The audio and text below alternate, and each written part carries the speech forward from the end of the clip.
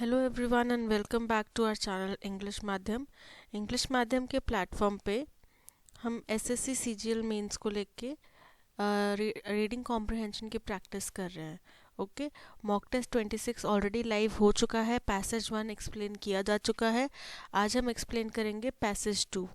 Okay, तो जो passage 2 है, ठीक है, रीडिंग कॉम्प्रिहेंशन आपको पता ही है हम क्यों इसके ऊपर आरसी के ऊपर इतना फोकस कर रहे हैं, है ना। क्योंकि एसएससी के अकॉर्डिंग मेंस में मिनिमम 3 पैसेजेस आने वाले हैं।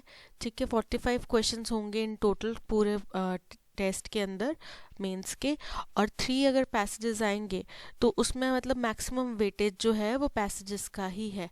ठीक है, मैक्सिमम वेटेज, तो आपको यानी कि सबसे ज़्यादा जो मार्क्स मिलेंगे वो पैसेज में से ही मिलेंगे। ओके, तो इसलिए बेटर है कि अपनी प्रैक्टिस को जितना ज़्यादा हो सके अच्छा करें रीडिंग कॉम्प्रिहेंशन के ऊपर। ठीक है, क्योंकि ये सारे मार्क्स ऐसे हैं जिसमें आपको ज़्यादा कोई ग्रामर का अपना एक्सप्लेनेशन, ग्रामर अपनी अच्छी हो इस बात से ज़्यादा वो नहीं महत्व पड़ता। ठीक है, आपको अगर बेसिक इंग्लिश की अंडरस्टैंडिंग है तो आप बहुत अच्छे से इसको कर सकते हैं। ठीक है, तो चलते हैं आज के सेशन की तरफ। उससे पहले मैं आप सबको थैंक यू बोलना चाहती हूँ। एक बड़ी अचीवमेंट है हमारे लिए कि हमने अपने इंग्लिश माध्यम के टेलीग्राम चैनल पे 90K सब्सक्राइबर्स का एक बेंचमार्क अचीव कर लिया है।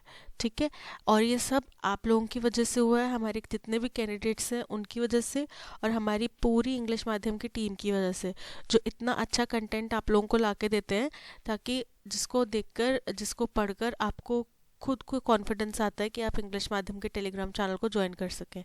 ठीक है, तो जिन लोगों ने अभी तक ज्वाइन नहीं करा है वो एक बार चैनल पे ज़रूर जाके देखें। ठीक है, आपको बहुत अच्छा कंटेंट मिलेगा। ओके, तो चलते हैं सेशन की तरफ with thought of the day. Think about every good thing in your life right now. बोल रहे हैं कि अपनी ज़िंदगी में अब तक जो भी अच्छी बातें हुई हैं उनके बारे में अभी सोचो। Free your self of worrying, और फिर उसके बाद उसके बारे में सोचो, अच्छी चीज़ों के बारे में, और उसके बाद अपने आप को चिंता से मुक्त कर दो। Let go of the anxiety, breathe. बोल रहे अपने अंदर जो भी एंजाइटी आ रही है, घबराहट आ रही है, उसको लेट गो कर दो, उसको छोड़ दो, उसको त्याग दो, और गहरी सांस लो। ठीक है, ब्रीद मतलब गहरी सांस लो।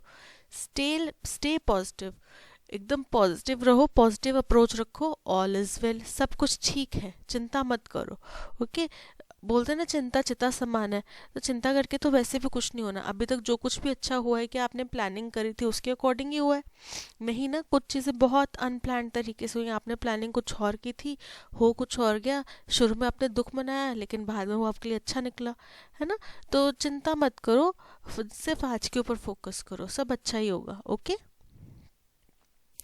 तो आज हम डिस्कस करने वाले हैं आरसी और practice questions, mock test number 26 passage 2। Okay, चलते हैं सेशन की तरफ। अभी तक के जितने भी हमने सेशन किए हैं उसमें हमने एक चीज़ डिस्कस करी है कि हमने डायरेक्ट पैसेज से स्टार्ट नहीं करना है। क्यों नहीं करना है, अब आप लोग ही मुझे बताइए क्यों नहीं करना है हमने डायरेक्ट पैसेज से स्टार्ट।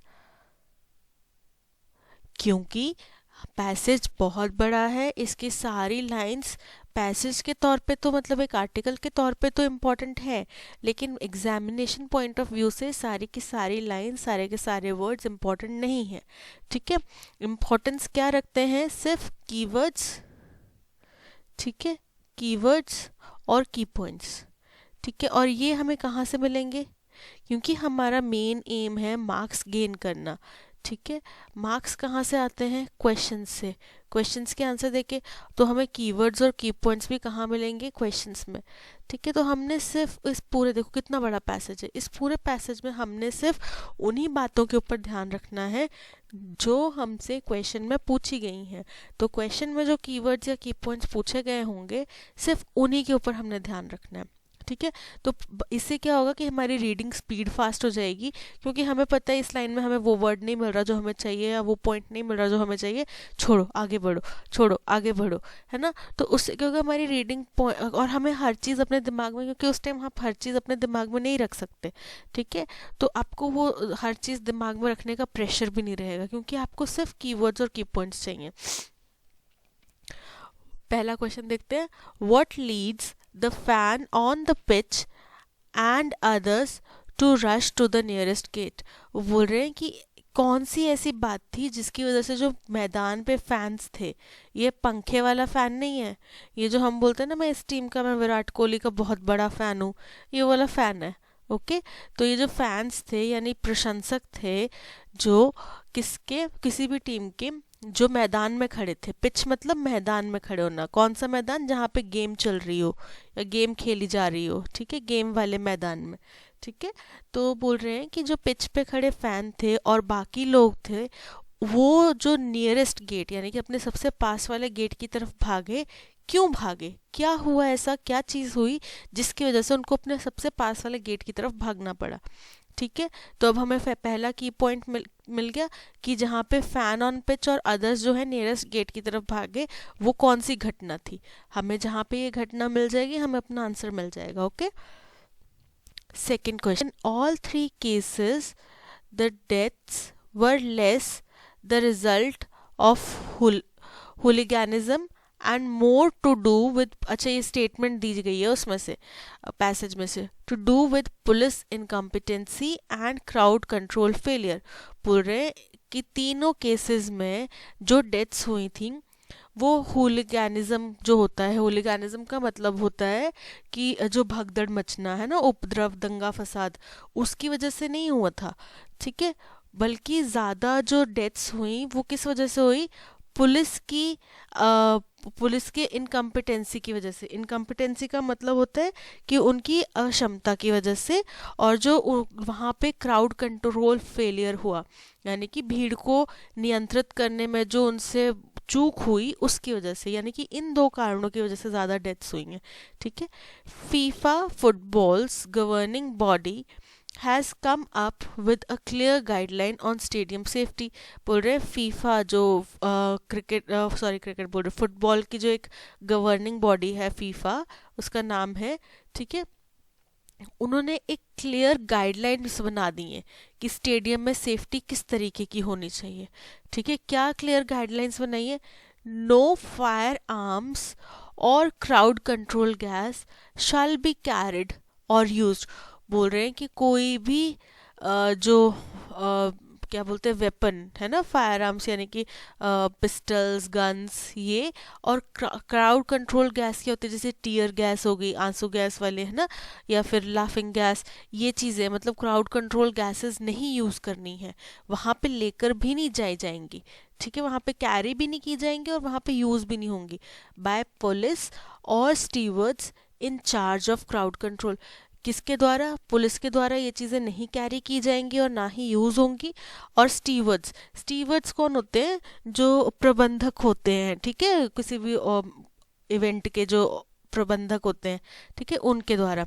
तो कौन से स्टीवर्ड्स, जो कि इंचार्ज होंगे क्राउड कंट्रोल के, ठीक है, यानी कि भीड़ को नियंत्रित करने का जिनके पास जिम्मा होगा ना, वो लोग ये गन्स, फायर आर्म्स और क्राउड कंट्रोल गैस यूज़ नहीं करेंगे, ना ही लेकर जाएंगे। ठीक है, what do you inform from referred sentence. बोल रहे हैं कि ये जो स्टेटमेंट है इससे आपको क्या समझ में आता है। ठीक है, तो ये तो हमें आंसर ऐसे ही पता चल जाएगा क्योंकि पूरी की पूरी स्टेटमेंट यहाँ पे दी हुई है।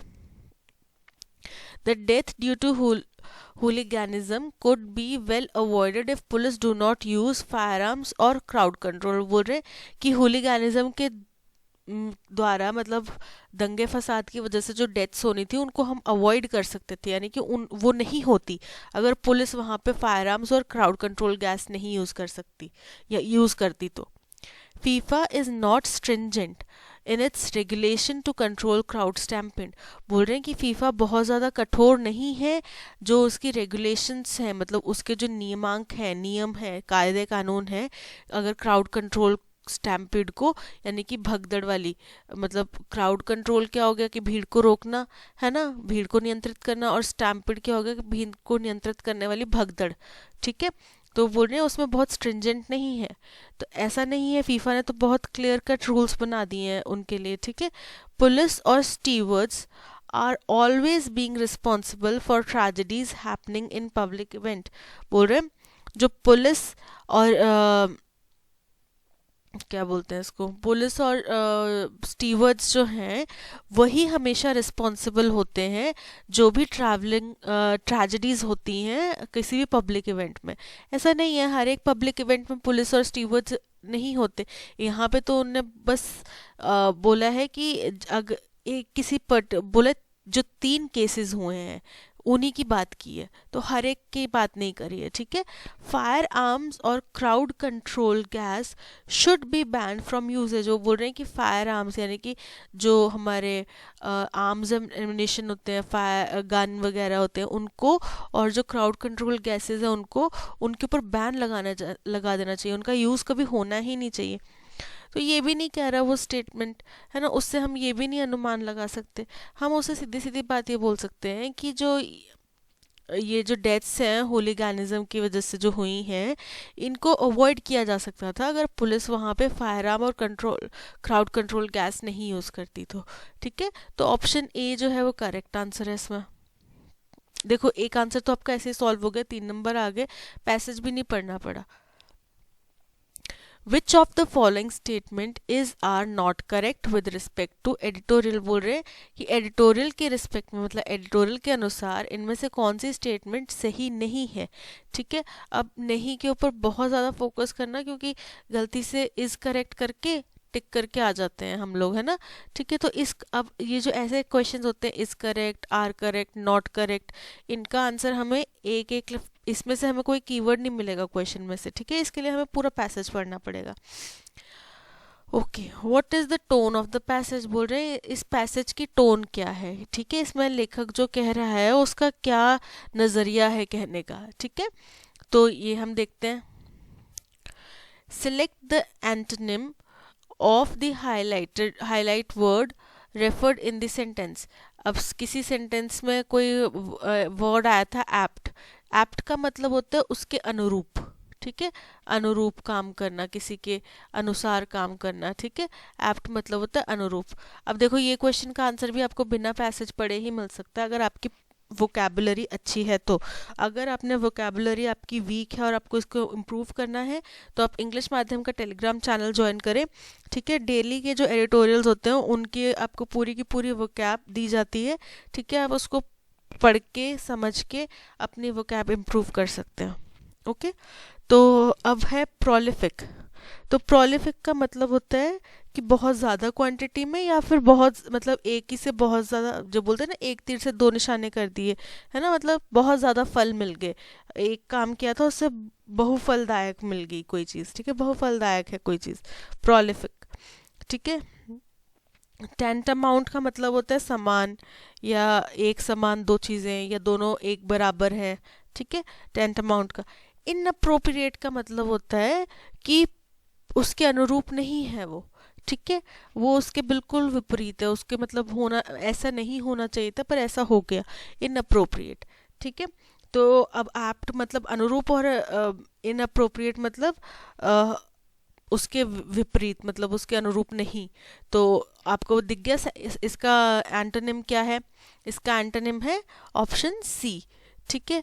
अब कंप्लेसेंट का मतलब होता है अपने आप में खुश रहना, प्रसन्न रहना, अपनी आत्मा में संतुष्ट रहना, ठीक है। तो कंप्लेसेंट का मतलब ये होता है। तो कंप्लेसेंट भी नहीं है, टेंटामाउंट भी नहीं है, प्रोलिफिक भी नहीं है, सिर्फ इनअप्रोप्रिएट है, ठीक है। तो हमारे 2 क्वेश्चंस तो हमारे सॉल्व हो गए। बाकी के लिए हम चलते हैं पैसेज की तरफ। As tragic as the stampede. अब स्टैम्पीड क्या होता है, भगदड़ की वजह से जो, मतलब लोग कुचल जाते हैं ना, जैसे कहीं पे अचानक से कुछ अफवाह फैल गई, और एक आपको याद है कि अमृतसर या कहीं पे हुआ था रामलीला के दौरान में, रावण के पुतले के दहन के दौरान में पीछे से ट्रेन आ गई थी और आगे से वो पुतले के पटाखे फूटने लगे, तो वो लोग भागने लगे एक ही डायरेक्शन में। तो उसको बोलते हैं स्टैम्पिड, कि एक ही डायरेक्शन में लोग भागने लगे क्योंकि कोई ऐसी मिसहैपनिंग हो गई है, कुछ घटना हो रही है सामने, उस वजह से, ठीक है। तो जितना ट्रैजिक था, जितना दुखद था ये स्टैम्पिड, कहाँ पे, in the Kanjuruhan Ruhan stadium in East Java Indonesia, यानी कि इंडोनेशिया के ईस्ट जावा जगह में एक कांजूरुहान स्टेडियम है, वहाँ पे स्टैम्पीड हुआ, ठीक है। दैट किल्ड एटलीस्ट 125 पीपल, जहाँ पे कम से कम 125 लोग मर गए, ठीक है। After a football game on Saturday night, कब मरे ये लोग? जब एक फुटबॉल गेम वहाँ पे हुआ, उसके बाद ये भगदड़ मची और उसमें ये लोग मर गए। Was the most telling comment on the incident was made by an injured survivor। और उसके भी आगे क्या हुआ कि इसमें जो सबसे जो हैरान कर देने वाला एक स्टेटमेंट आया, कमेंट आया, वो किसका था? किसके ऊपर? इस इंसिडेंट के ऊपर। वो किसने किया? वो दिया एक इंजर्ड सर्वाइवर ने, यानी कि इस भगदड़ में बुरी तरह से मतलब जख्मी हुए एक सर्वाइवर, यानी कि वो इंसान अभी जीवित हैं, बचे हुए हैं, लेकिन वो इसमें जख्मी हुए हैं, ठीक है। उनकी द्वारा ये स्टेटमेंट दिया गया, हु राइटफुली, जिन्होंने बिल्कुल सीधे शब्दों में, बिल्कुल सही तौर पे blamed the police for dehumanising the spectators, जिन्होंने बिल्कुल सीधे और सही शब्दों में पुलिस के ऊपर सारा का सारा जिम्मा डाला, पुलिस की गलती बताई। फॉर डिह्यूमनाइजिंग मतलब बिल्कुल उनके साथ अमानवीय व्यवहार के लिए, कि उन्हें बोला कि जो भी वहाँ पे दर्शक थे, स्पेक्टेटर्स, दर्शक, उनके साथ बड़ा ही अमानवीय व्यवहार किया गया, ठीक है। उनको बड़े अमानवीय तौर पे टैकल किया गया। When some spectators descended onto the pitch, बोल रहे हैं कि जब कुछ जो दर्शक थे, descended मतलब चले गए, उतर आए, कहाँ पे? पिच पे, यानी कि मैदान में उतर आए।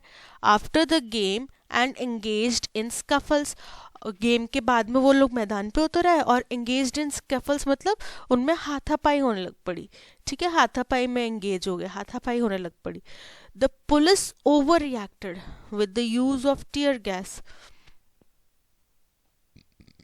सॉरी, द पुलिस, यानी कि पुलिस उसमें बहुत ज़्यादा ओवर रिएक्ट करने लगी, यानी कि पुलिस ने उसमें बिल्कुल ही अच्छी कार्रवाई नहीं की जो उनको करनी चाहिए थी, बल्कि उसने उससे ऊपर जाके कार्रवाई की। क्या किया उनने? उनने क्या किया? उनने टीयर गैस का यूज़ किया, आंसू गैस का इस्तेमाल कर दिया। तो आंसू गैस वहाँ पे छोड़ी तो क्या हुआ? Leading the fans on the pitch and other to scamper to the nearest gate. बोलते हैं कि इससे क्या हुआ कि सब जो भी लोग थे वहाँ पे, दर्शक थे, और जो जो लोग पिच पर आ गए थे वो लोग भी, और जो बाकी दर्शक भी थे वो सब भागे कहाँ की तरफ? टू द नियरेस्ट गेट, जो वहाँ का एकदम नज़दीकी उनका गेट था उसकी तरफ। तो अब हमें एक और क्वेश्चन का आंसर मिल गया। क्या था क्वेश्चन? कि क्वेश्चन ये था कि वो लोग नियरेस्ट गेट की तरफ क्यों भागे थे? क्योंकि पुलिस ने वहाँ पे आंसू गैस का इस्तेमाल किया था, ठीक है, जो उनका एक अच्छा रवैया नहीं था, सही तरीका नहीं था। वो थोड़ा कम इससे लेवल की चीज़ यूज़ कर सकते थे, है ना, या लोगों से बोल देते, अनाउंसमेंट कर देते, थोड़ा बल का प्रयोग कर देते, लेकिन आंसू गैस का इस्तेमाल नहीं करना चाहिए था, क्योंकि वहाँ पे सिर्फ एक ही गेट था, फिर सब लोग उस तरफ भागे और स्टैम्पीड वाली सिचुएशन आ गई, ठीक है। Only to find it close, nearest gate की तरफ भागे और जब वहां पे पहुंचे तो देखा कि वो गेट तो बंद था, resulting in a crowd rush and asphyxiation. बोल रहे हैं कि इसकी वजह से क्या हुआ? क्राउड रश हो गया, यानी कि एक जगह पे बड़े सारे लोग इकट्ठे हो गए, बड़ा सारा भगदड़ हो गई, और एस्फिक्सिएशन मतलब घुटन हो गई वहाँ पे। जब सारे के सारे एक ही जगह पे इकट्ठे हो गए, बेशक ओपन स्पेस है, लेकिन एक तो वो पहले ही डरे हुए हैं, पैनिक में, वहाँ पे आंसू गैस के गोले छोड़े हुए हैं, ठीक है, उनको गैस की वो भी चढ़ी हुई है, स्मेल भी चढ़ी हुई है ना, रो भी रहे हैं, और पैनिक वाली सिचुएशन है, और वहाँ पे फिर उनको घुटन होने लग पड़ी, तो घुटन का माहौल हो गया। This accident is reminiscent of other crowd, बोलते इस जो हादसे की वजह से कुछ यादें ताज़ा हो गई। कौन सी? दूसरे क्राउड की, क्राउड रिलेटेड ट्रेजेडीज की, दूसरी क्राउड रिलेटेड ट्रेजेडीज की, दूसरी जो घटनाएं हुई, ऐसी दुर्घटनाएं हुई, उनकी याद ताज़ा हो गई। कौन सी घटनाएं? Such as the deaths of 8 people, 8 लोगों की डेथ जो कब हुई थी? इन जनवरी 2022, जनवरी 2022 में हुई थी, ड्यूरिंग, यानी कब? जब Africa cup of nations in Cameroon हुआ था, ठीक है, उस दौरान 8 लोगों की डेथ हुई थी ऐसी भगदड़ में। और फिर दूसरी कब? दोज ऑफ 74, जहाँ पे 74 लोगों की डेथ हुई दर्शकों की। कहाँ पे? पोर्ट सैड में एक जगह का नाम है। कहाँ पे है ये जगह? इजिप्ट में, इन 2012, यानी कि उससे पहले 2012 में हुई थी, जहाँ पे 74 लोगों की मौत हुई थी और 97 लोगों की मौत हुई थी। लिवरपूल टीम के सपोर्टर्स की मौत हुई थी। कहाँ पे? हिल्सबरो इन यॉर्कशायर, इंग्लैंड के यॉर्कशायर शहर में हिल्सबरो की जगह का नाम है, वहाँ पे। कब? 1989 में। यानी कि 3 घटनाओं का जिक्र हो गया। अब आपको दिख रहा है, हमने एक क्वेश्चन पढ़ा था कि तीनों घटनाओं वाला स्टेटमेंट हमने किया था सॉल्व, है ना? तो वो यहीं से लिया गया था। ये रहा। In all three cases, sorry, in all three cases the deaths were less the result of hooliganism, यानी कि तीनों केसेस में जो डेथ्स हुई वो होलीगैनिज्म यानी कि भगदड़ या उपद्रव या दंगा फसाद की वजह से कम हुई, और ज़्यादा and more to do with police incompetency, और ज़्यादा इसमें हाथ था पुलिस की अक्षमता का, और जो क्राउड कंट्रोल, वहाँ पे जो भीड़ को नियंत्रित करने वाले जो नियमांक थे या जो भी मापदंड बनाए गए थे, जो भी तरीके आजमाने थे, उनकी फेलियर का, यानी कि उनकी बुरी तरह से विफल होने का। FIFA, football's governing body, has come up with the clear guideline on stadium safety, यानी कि फीफा जो फुटबॉल की गवर्निंग बॉडी है, उसने क्या किया है? उसने बहुत ही क्लियर गाइडलाइन बनाई है स्टेडियम सेफ्टी के ऊपर, जिसमें क्या बोला गया है? नो फायर आर्म्स और crowd control gas shall be carried और यूज्ड। बोल रहे हैं कि कोई भी हथियार या फिर क्राउड कंट्रोल गैस ना तो कैरी की जाएगी ना ही यूज़ की जाएगी बाय पुलिस और stewards in charge of the crowd control, यानी कि ना तो पुलिस द्वारा और ना ही प्रबंधकों द्वारा जिनके जिम्मे क्राउड कंट्रोल की जिम्मेदारी होगी। ठीक है, this guideline is not without reason. बोल रहे हैं कि ये गाइडलाइन ऐसे ही नहीं उन्होंने हवा में बना दी, बिना किसी रीजन के नहीं उन्होंने ये गाइडलाइन बनाई। पॉलिसिंग ऑफ दिस काइंड, बोलते हैं जो अभी जो ये घटना हुई उसमें जो पुलिस का रवैया था, पुलिस का जो व्यवहार था, इस तरह का जो व्यवहार है, to bring order when violence goes beyond control and descends into riots. बोलते इस तरह का व्यवहार किया जाता है जब वायलेंस जो है, यानी कि जो मारकाट जो है, यानी कि दंगा फसाद जो है, वो कंट्रोल से बाहर हो जाए। अब देखो वो लोग क्या कर रहे थे, वो लोग सिर्फ पिच पे आ गए थे और वहाँ पे हाथापाई कर रहे थे। अब ऐसे तो हमने कई बार देखा है ना कि हमारे कॉलेज में भी होता है, 2 टीम्स खेल रही हैं, हमें फैसला नहीं पसंद आ रहा, हमें लग रहा है कि बाइस्ड है मैच, तो वहाँ पे हम लोग भी चिल्लम चिल्ली करने लग जाते हैं, है ना। अब इंडिया पाकिस्तान का मैच होता है तो क्या कितना शोर शराबा, कितना गाली गलौज होता है मैचेस के दौरान में। आप अभी रिसेंटली एक वीडियो भी वायरल हुआ था। लेकिन इसका मतलब ये नहीं है कि पुलिस वहाँ पे आके हम लोगों के ऊपर आंसू गैस के गोले छोड़ने लग जाए, नहीं है ना। तो बोल रहे हैं कि ऐसा तो तब होता है जब वायलेंस जो है बहुत हद से ज़्यादा बढ़ जाए और कंट्रोल में आने लायक ही ना हो, और इसकी वजह से दंगे फसाद भड़क जाए। ठीक है, मतलब पूरे शहर भर में दंगे होने लग गए, and there is little thought for public safety, और उस टाइम पे हमें पब्लिक सेफ्टी का थोड़ा कम ही ख्याल हो। ठीक है, यानी कि मतलब पब्लिक सेफ्टी से ज़्यादा हमें उस टाइम दंगे कंट्रोल करने की चिंता हो, तब होता है इस तरह का व्यवहार। With stadiums being regulated and close spaces, बोलते हैं कि स्टेडियम्स जो हैं वो बहुत ही क्लोज्ड स्पेस होती हैं और वहाँ पे जगह जगह पे पुलिस और प्रबंधक के लोग खड़े होते हैं ना, प्रबंधन के। तो बोल रहे हैं यूजिंग फायर आर्म्स और tear gas for crowd control would only result in furthering chaos. बोल रहे हैं कि अगर हम वहाँ पे हथियारों का या टीयर गैस का यूज़ करते हैं क्राउड कंट्रोल के लिए, तो इससे स्थिति और बिगड़ेगी, यानी कि इससे और क्योस बढ़ जाएगा। ठीक है, and threats to public safety, और इससे क्योस बढ़ेगा और जो पब्लिक वहाँ पे आई होगी मैच देखने के लिए, है ना, उनकी सेफ्टी के ऊपर भी एक खतरा बन जाएगा। इट इज़ एप्ट एप्ट, बोलते ये सिर्फ यही एक तरीका है, अनुरूप व्यवहार है, that the Indonesian national commission on human rights, बोलते कि जो इंडोनेशिया के national commission on human rights है, is planning to investigate the use of tear gas by the police and civil society organisations are asking for organisers and police to be brought to trial. बोल रहे हैं कि इन्होंने फैसला लिया, जो Indonesia के national commission on human rights है, इन्होंने फैसला लिया कि वो इसको इन्वेस्टिगेट करेंगे कि पुलिस ने वहाँ पे टीयर गैस का इस्तेमाल क्यों किया, ठीक है, किसकी परमिशन से किया, किसने वहाँ पे परमिशन दी, ठीक है, और ऐसा करने की उनको क्या ज़रूरत पड़ेगी, तो इसके ऊपर वो इन्वेस्टिगेशन करेंगे। और जो सिविल सोसाइटी ऑर्गेनाइजेशंस हैं वहाँ की, उन्होंने आवाज़ उठाई है, उन्होंने क्वेश्चन किया है, उन्होंने पूछा है, बोला है कि जो ऑर्गेनाइजर्स हैं यानी कि प्रबंधक हैं, जो जिन्होंने ये इवेंट ऑर्गेनाइज करवाया है, वो और पुलिस, उनको उनके ऊपर ट्रायल किया जाए, यानी कि उनकी कोर्ट में पेशी की जाए, उनके ऊपर मुकदमा चलाया जाए, ठीक है, with legends of passionate supporters. Legends क्या होता है? भीड़, एकदम भारी भरकम भीड़, फौज, जो फौज है, पैशनेट सपोर्टर्स, पैशनेट होते हैं बिल्कुल बहुत ही ज़्यादा अंधभक्त वाले सपोर्टर्स, जो बिल्कुल अंधे सपोर्टर्स हैं, अक्रॉस सेवरल कंट्रीज। तो ये तो हर एक देश में मिल जाएंगे।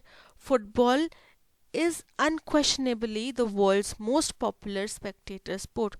बोल रहे फुटबॉल जो है बिना किसी प्रश्न चिन्ह के दुनिया का सबसे ज़्यादा देखा जाने वाला खेल है, largely due to its simplicity and emphasis on skill and team work. और ऐसा क्यों है, क्यों ये दुनिया का सबसे ज़्यादा मशहूर गेम है? क्योंकि ये बहुत इजी है, बहुत सिंपल है, इसके जो नियम कायदे कानून हैं बहुत इजी हैं, ठीक है, और इसमें ज़्यादा एम्फेसिस यानी कि ज़्यादा फोकस, ज़्यादा जोर दिया जाता है स्किल के ऊपर और टीम वर्क के ऊपर, ठीक है। But the flip side of spectator passion is that there tribal emotions for and against some teams.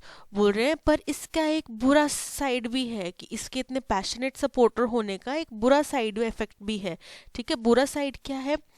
कि उनके जो ट्राइबल इमोशंस हैं, ट्राइबल इमोशंस क्या होते हैं, देखो सॉरी, जो ट्राइबल लोग होते हैं ना, जैसे रूरल एकदम ट्राइब्स में रहने वाले, वो उन क्या होते हैं, थोड़े उनको ज़्यादा एक तो डिप्लोमेसी की समझ नहीं है कि मैं इसके साथ में थोड़ा अच्छा व्यवहार करूँगा, ये दूसरा ट्राइब है, मैं इसके साथ थोड़ा अच्छा व्यवहार करूँगा तो ये भी मेरे साथ अच्छा व्यवहार करेंगे, है ना, फिर हम थोड़ी चीज़ें बांट के कर सकते हैं। उनमें इतनी समझ नहीं होती। वो लोग क्या होता है, ये मेरा एरिया है, तूने इसमें कदम रखा तो मैं तेरी जान ले लूँगा, ये मेरा एरिया है, तूने इसमें कदम रखा तो मैं तेरी जान ले लूँगा, है ना, या फिर हाथापाई स्टार्ट हो जाती है। तो वो ट्राइबल इमोशंस क्या होते हैं, बड़े ही एकदम रिजिड इमोशंस, बहुत ही रूढ़िवादी इमोशंस जो होते हैं, ठीक है, कि नहीं नहीं ऐसा तो हो ही नहीं सकता, मेरी टीम के प्लेयर के साथ इतना बुरा कि उसने उसने मेरी टीम के प्लेयर को गाली दी, मैं तो उसकी अभी देखना कैसे सारा गुट बना के उनको नुकसान पहुंचा के आते हैं, उनको सबक सिखा कर आते हैं, ठीक है। तो वो होता है ट्राइबल इमोशंस की बहुत ही एकदम एक्सट्रीम लेवल का आपको उसकी तरफ रुझान है और आप उसके लिए कुछ भी कर गुजरने को तैयार है, ठीक है।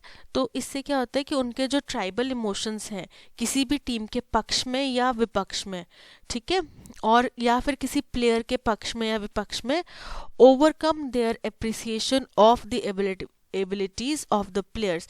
बोलते हैं ये क्या करते हैं, ये हावी हो जाते हैं किसके ऊपर, कि वो उस प्लेयर को कितना पसंद करते हैं, उनकी जो क्षमता है कि वो इस प्लेयर को कितना पसंद कर नहीं, उनके जो पसंद है कि वो इस प्लेयर की एबिलिटीज को पसंद करते हैं या वो गेम की भावना को पसंद करते हैं, इसके ऊपर हावी हो जाता है क्या, उनके ट्राइबल इमोशंस, ठीक है।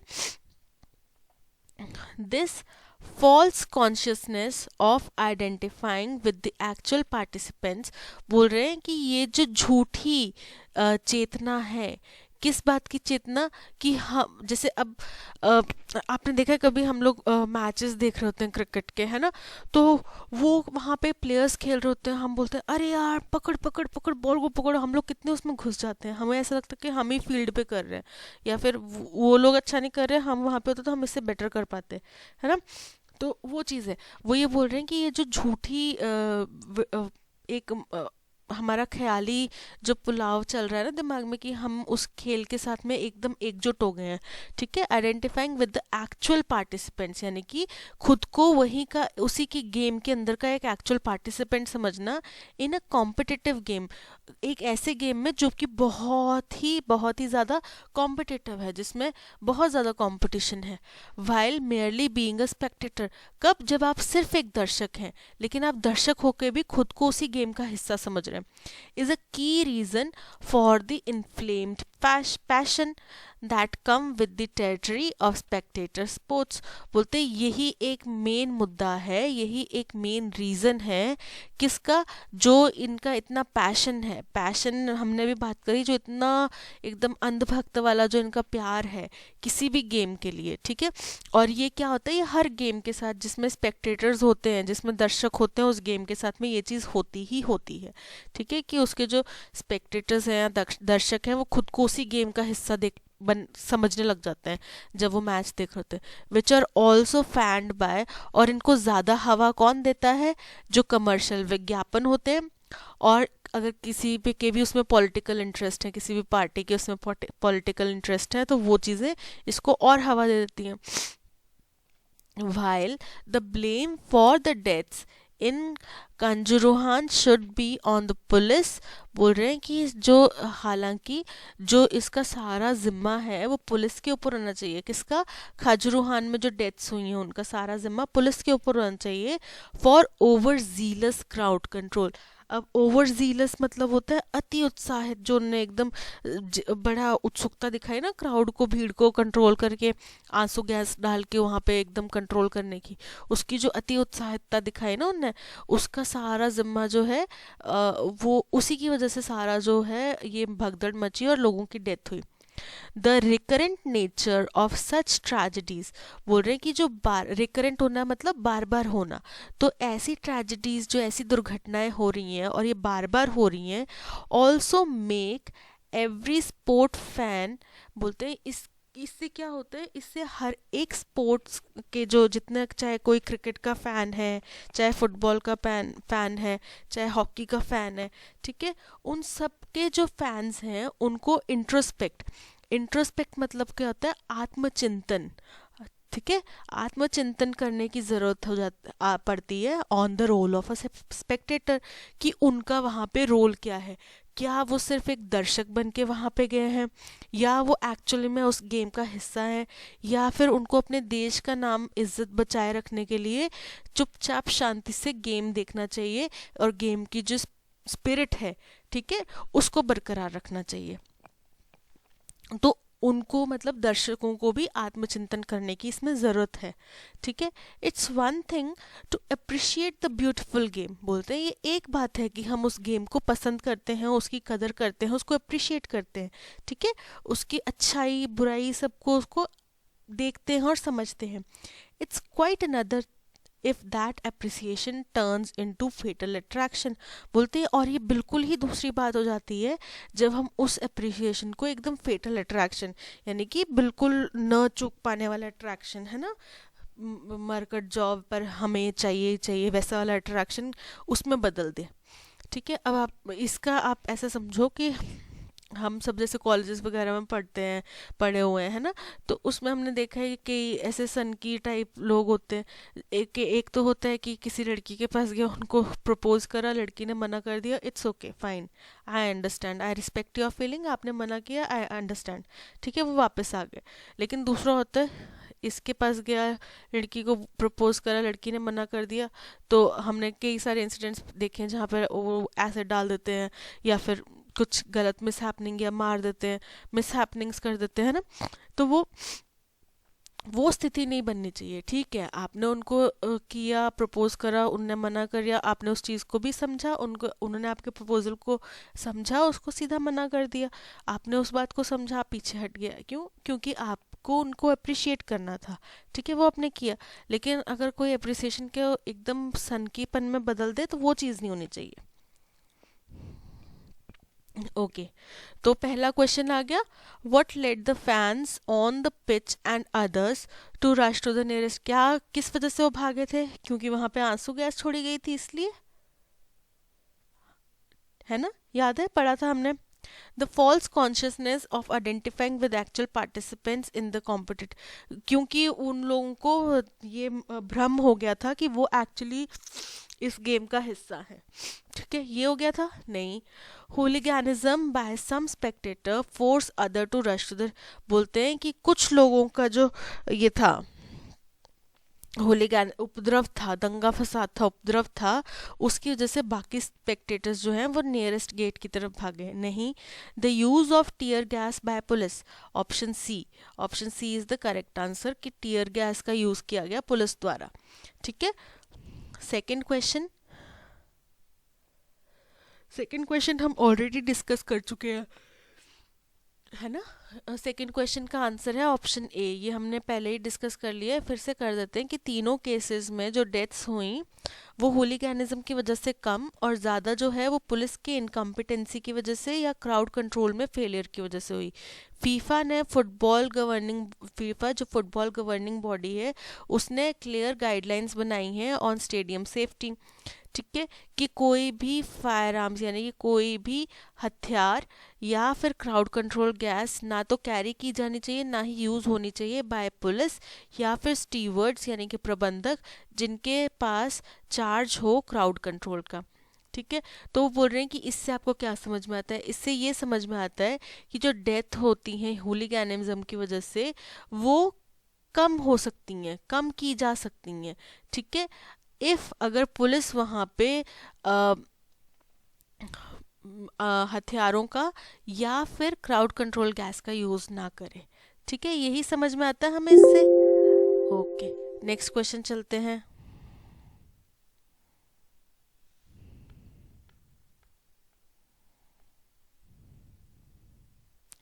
नेक्स्ट क्वेश्चन है, अरे यार ये क्या हुआ?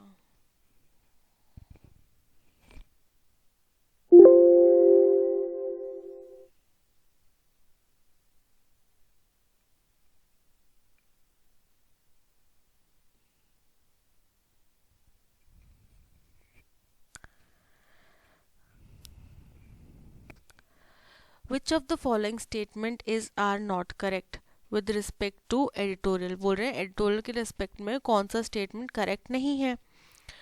तो football is the world's most popular spectator sport because of its simplicity.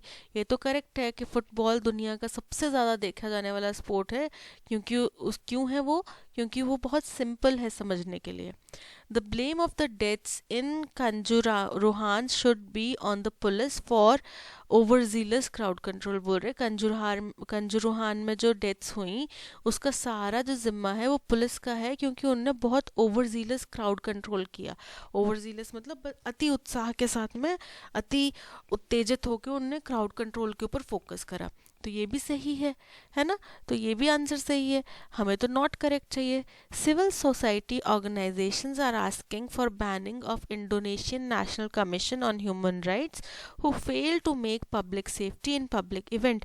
बोल रहे हैं कि सिविल सोसाइटी ऑर्गेनाइजेशंस जो हैं उन्होंने बोला है कि इंडोनेशियन नेशनल कमीशन जो है ऑन ह्यूमन राइट्स उसको बैन कर दिया जाए, क्योंकि वो विफल हुए हैं, फेल हुए हैं पब्लिक सेफ्टी कर बनाए रखने में किसी भी पब्लिक इवेंट में। तो ये तो इनकरेक्ट है, तो option C is the correct answer, क्योंकि ये स्टेटमेंट इनकरेक्ट है।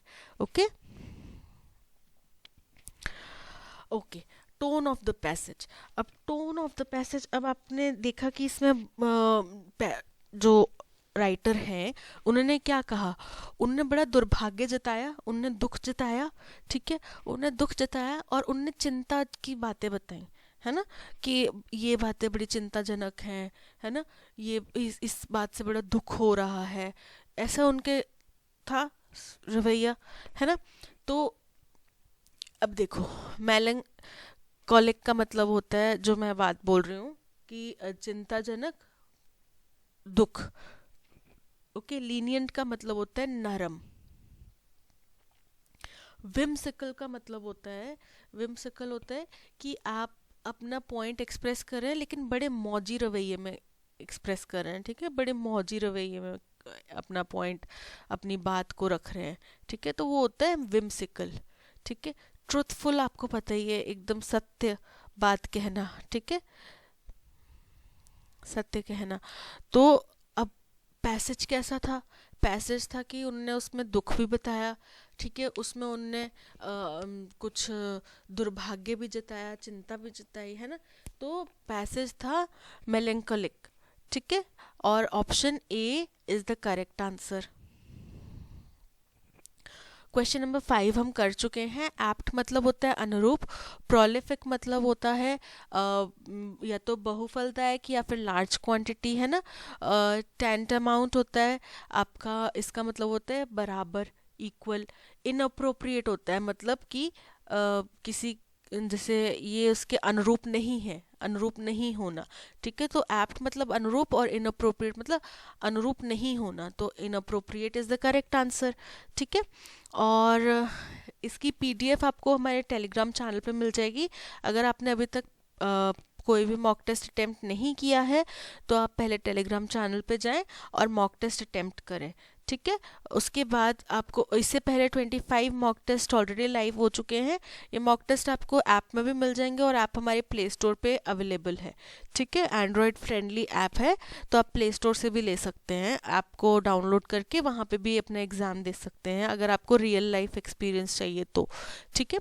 और अपने ईडियम्स और फ्रेजेस की अच्छी प्रिपरेशन के लिए आप इंग्लिश माध्यम के शॉर्ट्स देखें और ईडियम्स और फ्रेजेस को याद करने का अच्छे अच्छे तरीके, अच्छे अच्छे शॉर्ट ट्रिक्स देखें, ठीक है। और that's all, thank you so much, मिलते हैं नेक्स्ट सेशन में, तब तक please like share and subscribe.